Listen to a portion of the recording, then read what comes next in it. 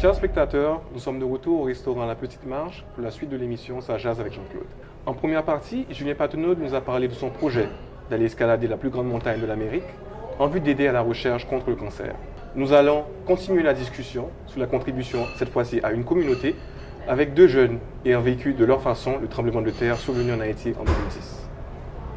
Accueillons maintenant Rose Pascal Durosier, diplômée en ingénierie à l'École Polytechnique. Bonjour Jean-Claude. Bonjour Pascal. Tu as commencé tes études en 2003 à l'École Polytechnique, d'où tu as reçu ton diplôme en génie civil. En 2009, tu as été dépêché par la firme de génie conseil Géninov pour travailler avec LGL en Haïti, qui est la représentante de SNC Lavalin sur le terrain. Le 12 janvier 2010, avant que le tremblement de terre frappe la capitale, tu étais à Port-au-Prince. Oui. Est-ce que tu peux nous ramener, les auditeurs et moi, avec toi, dans ton bureau, aux quelques minutes qui ont suivi et précédé le tremblement de terre?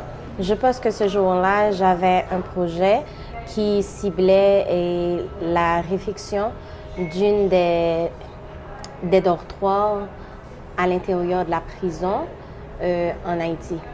Donc, au retour au bureau, j'imprimais des papiers importants pour classer le dossier. Et c'est tout d'un coup, on a pu sentir, en fait, le tremblement. Mais moi, vu que je ne suis pas habituée au tremblement de terre, je n'ai pas pu reconnaître tout de suite qu'il s'agissait d'un séisme. Qu'est-ce que tu as constaté en sortant de l'immeuble? En sortant, il faut dire que c'est un chaos total. C'est qu'on ne s'imagine pas qu'il y a autant de dégâts qui se sont produits.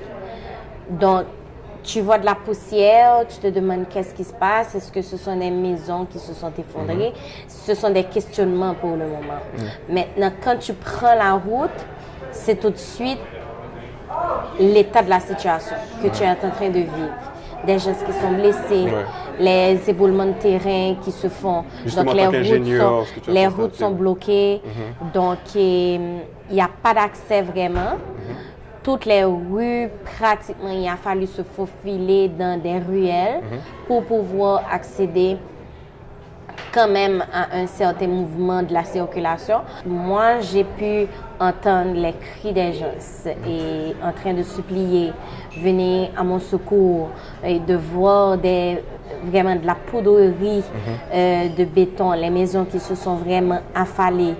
Et on a eu l'effet domino aussi qu'on a vu, mais c'est plus au niveau des bidonvilles. Dans les mondes, on a cet effet domino qui s'est provoqué. Et selon le Centre commun de recherche, il y a eu 4000 bâtiments sévèrement endommagés ou complètement détruits. Et parmi ces 4000 bâtiments, il y a eu 2000 édifices résidentiels. D'après toi qui es ingénieur, pourquoi autant de bâtiments se sont écroulés en Haïti?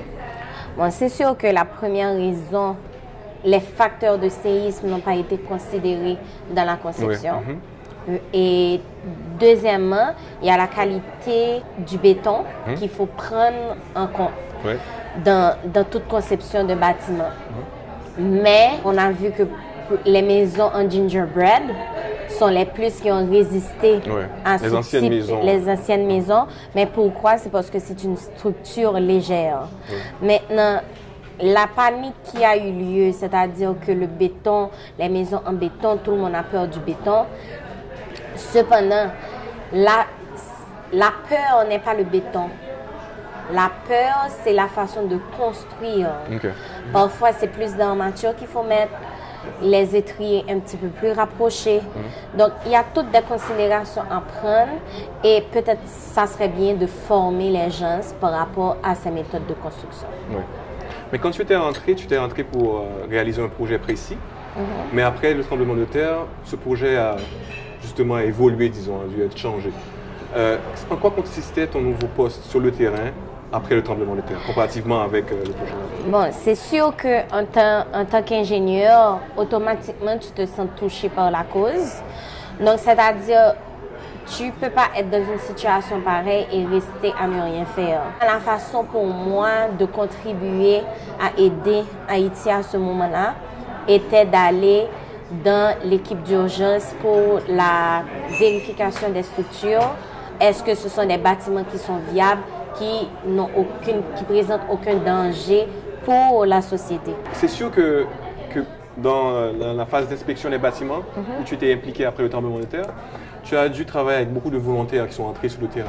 D'après toi, qui a vu évoluer cette situation, comment peux-tu qualifier cette vague de volontaires qui a déferlé sur la capitale, de par leurs intentions, de par leur rapport et de par leur expertise dans la gestion de crise? Au début, c'est sûr qu'on est vraiment content de voir cette aide. Oui, c'est positif, mais je pense après, ce sont les intérêts qui passent avant tout. Mais il y a eu quand même beaucoup de médecins qui sont entrés. Il y a eu beaucoup de médecins qui sont rentrés, mais il y en a eu beaucoup de jeunes aussi. Donc, on a connu beaucoup cette amputation parfois qui n'était pas nécessaire. Selon Handicap International, il y a eu 5000 amputations. C'est quand même un nombre assez élevé. Et comme tu disais, il y a plusieurs qui ont dit que cette amputation était arbitraire de par leur nombre. Mais il y a aussi beaucoup qui ont dit que les routes étaient bloquées, il n'y avait pas d'accès aux blessés, que les conditions d'hygiène. J'ai eu un cas qui a eu peur d'aller aux endroits assignés pour les soins, de peur qu'on ait une phobie d'amputation. Le pied.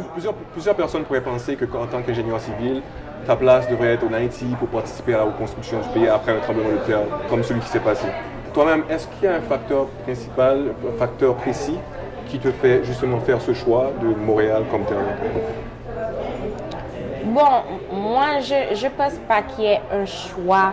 Je pense qu'il faut que ça soit sincère. Il y a un certain confort qu'on a.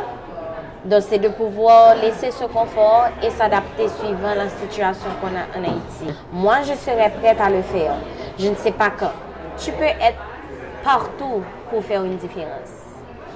Et ça ne veut pas dire que parce que je suis ingénieur, c'est dans le génie que je fais quelque chose de positif pour le pays.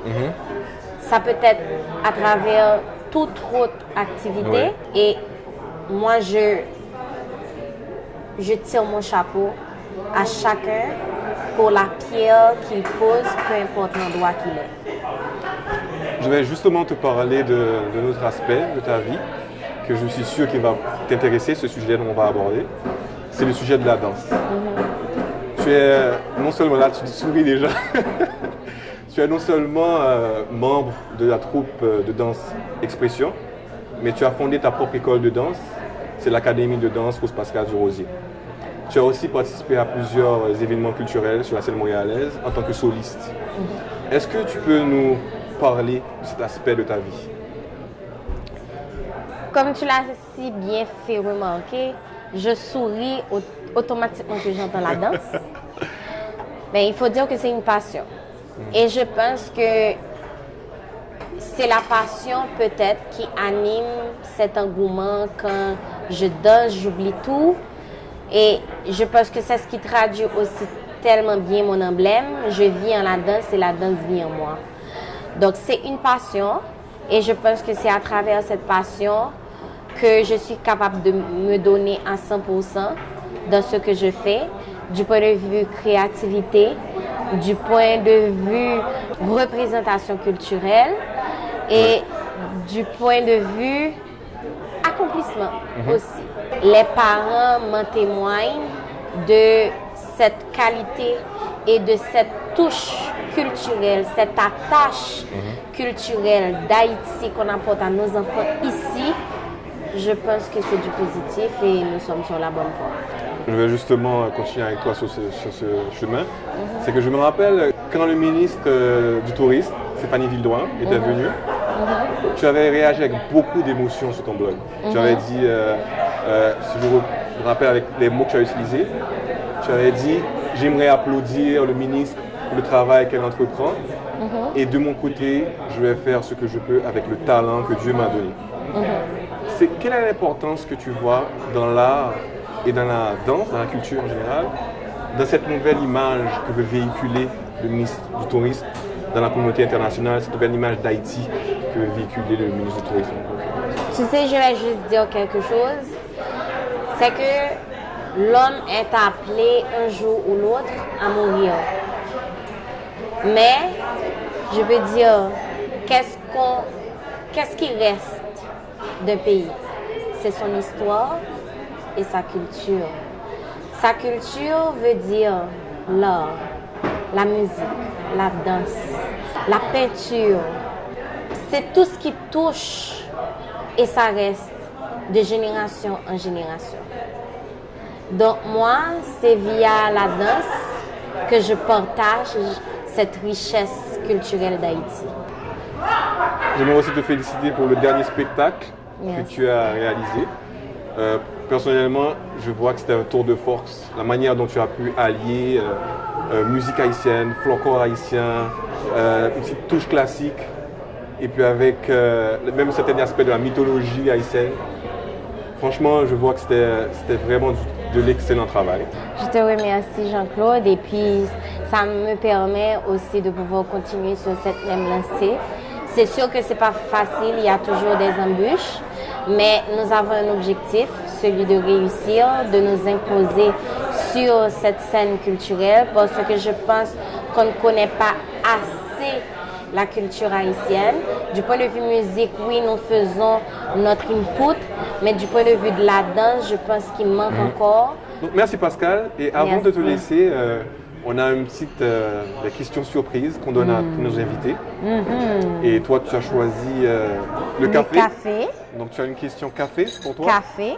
Donc que tu vas lire et que tu vas répondre.